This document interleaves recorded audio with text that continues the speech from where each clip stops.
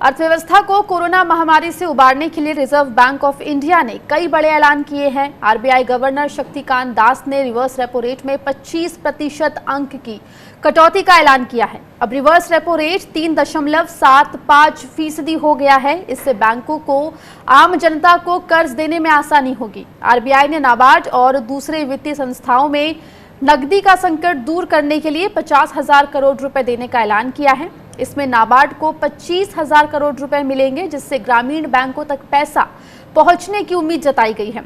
वहीं शक्तिकांत दास ने कहा कि देश में अनाज का पर्याप्त बफर स्टॉक मौजूद है। लॉकडाउन के बावजूद कई राज्यों में खरीफ सीजन में बुआई का काम तेजी से चल रहा है। उन्होंने कहा कि मौसम विभाग ने इस साल मॉनसून अच्छा रहने का अनुमान लगाया है। इससे गांव में पर्याप्त मांग रहने की उम्मीद है।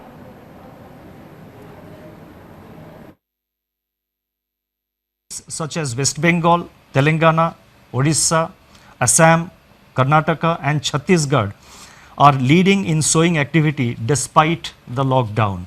On April 15, the India Meteorological Department IMD forecast a normal southwest monsoon for 2020 season, with rainfall expected to be 100% of the long period average.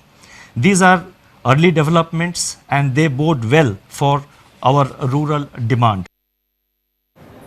RBI के फैसले कितने राहत भरे हैं, खासतौर से ग्रामीण भारत के लिए? इस मुद्दे पर अर्थशास्त्री और जेएनयू में प्रोफेसर प्रवीण झा से फोन पर बात की है स्वराज एक्सप्रेस के एग्जीक्यूटिव प्रोड्यूसर अनिका एरन ने।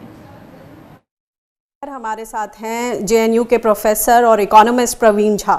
प्रवीण जी, ये समझाएं कि आरबीआई की आज प्रेशर हुई, उसमें सबसे जो मुख्य बातें जो आपको रूरल, अगर ग्रामीण अर्थव्यवस्था के बारे में पूछूं तो क्या चीज़ आपको स्ट्राइक की कि क्या होना चाहिए था और क्या निकला उस प्रेशर में? देखिए, वो प्रेशर एक तरीके से ग्रामीण अर्थव्यवस्था के लिए अगर हम कहें तो एक नॉन इवेंट था। अगर बहुत एक हम काइंडली उसको देखना चाहते हैं, अगर उसको एक क्रिटिकल ढंग से देखना चाहते हैं तो ये एक तरीके का मजाक था। आप कहते हैं कि साहब वो नाबार्ड के माध्यम से जो है 25,000 करोड़ का आवंटन हो सकता है, लेकिन सवाल ये है कि समस्या कितनी गहरी है, पहले उसका तो सही एक असेसमेंट हो। क्योंकि ग्रामीण अर्थव्यवस्था पहले से काफी चरमराई हुई थी और अभी जो स्थिति बनी है, जो कोरोना का जो संकट आया है, उससे पूरी व्यवस्था पे और जबरदस्त एक समझिए कि प्रहार हुआ है। तो ऐसी स्थिति में जहाँ की सप्लाई जो चैनल्स हैं वो एक तरह से ध्वस्त से हो गए हैं, लोग अपना सामान मंडी तक नहीं ला पा रहे हैं। तो ये बताइए कि इसमें 25,000 करोड़ रुपए नाबार्ड को दिए गए हैं कि रीजनल रूरल बैंक्स को थोड़ी सहूलियत होगी आगे लोगों को रुपए देने में, कर्ज लेने में। इससे कितनी हेल्प मिल पाएगी किसानों? वही तो मैं कह रहा हूँ कि ये एक तो राशि जो है, जो एक समस्या है, उसको अगर हम ध्यान में रखें तो उपयुक्त नहीं है, काफी अनुपयुक्त सी है, काफी कम है। और दूसरी बात ये है कि ये किस काम के लिए इसका इस्तेमाल होगा। क्या जो उनकी जो बेसिक नीड्स हैं अभी, मसलन चाहे वो तमाम किस्म के इनपुट्स हों उसकी खरीदारी के लिए, या किस किस्म के लिए दिया जाएगा, इन सब पे एक विस्तार से जो एक असेसमेंट होना चाहिए।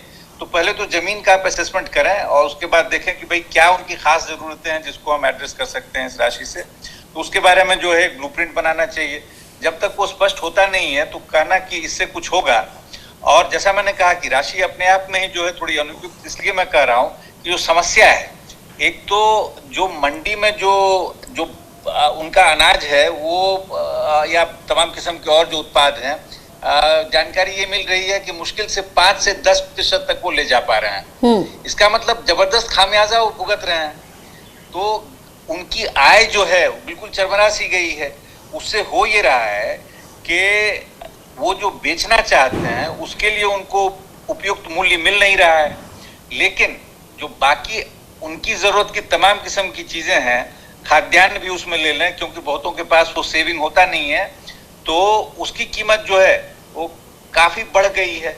जी, ये कहा जा रहा है कि आरबीआई प्रेशर में इस बात पे जोर दिया कि जो खरीफ की बुआई है वो सामान्य गति से चल रही है, मॉनसून चूंकि अच्छा है तो सब कुछ ठीक ही लग रहा है, और जो इन्फ्लेशन है वो काबू में है। इन पॉइंट्स को आप किस तरह से देखेंगे किसानों के लिहाज से?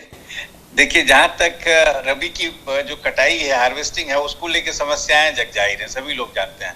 जहां तक मॉनसून अच्छा होगा और उसके लिए जो है एक बुआई और उसकी सारी प्रक्रिया अच्छी चल रही है। अब ये तो एक अजीब सी बात लगती है जब उनके पास एक तो पूरा का पूरा माहौल जो है लॉकडाउन वाला, उससे जो परेशानी है वो तो है ही, लेकिन जब तक आपके हाथ में पैसे नहीं हो आप क्या करेंगे? आपकी समस्या काफी गंभीर सी है। ऐसी स्थिति में जो है जो उसके लिए आवश्यक उपादान चाहिए आप लाएंगे कहाँ से? और अंततः अगर हम मुद्रास्फीति की बात करें, इन्फ्लेशन की बात करें, तो ये भी एक पता नहीं, जो सरकारी आंकड़े आ रहे हैं वो काफी चौंकाने वाले मुझे लगते हैं, क्योंकि जमीन से जितनी सारी रफ्तें आ रही हैं, जो खबरें आ रही हैं, उनको अगर आप देखें तो कह रहे हैं कि साहब महंगाई काफी बढ़ गई है। कंज्यूमर्स के लिए जो है, जो बहुत एसेंशियल कमोडिटीज हैं वो काफी बढ़ गई हैं।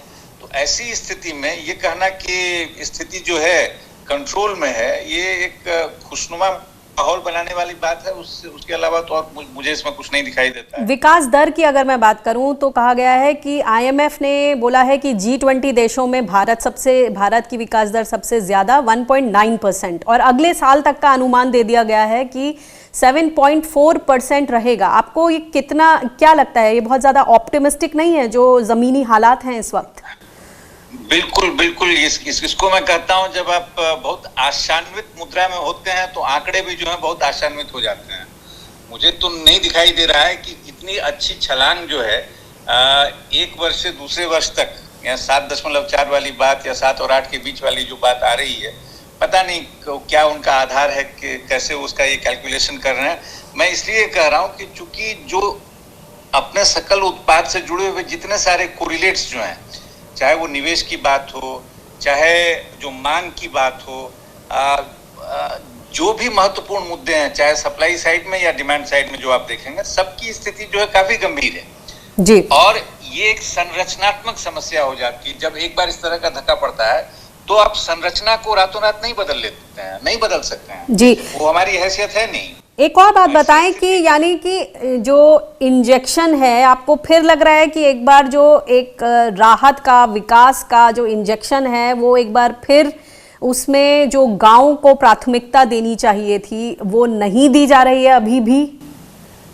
बिल्कुल, गांव तो हाशिए पे हैं और वो होगा यही कि फिर कोई जो है, आप जैसे वो किसान निधि योजना जैसी चीज को लेकर उसका डंका आप बजाने लगते हैं और वो समस्या जो है, जो गंभीर संरचनात्मक समस्या जो है, वो हाशिए पे रह जाती है।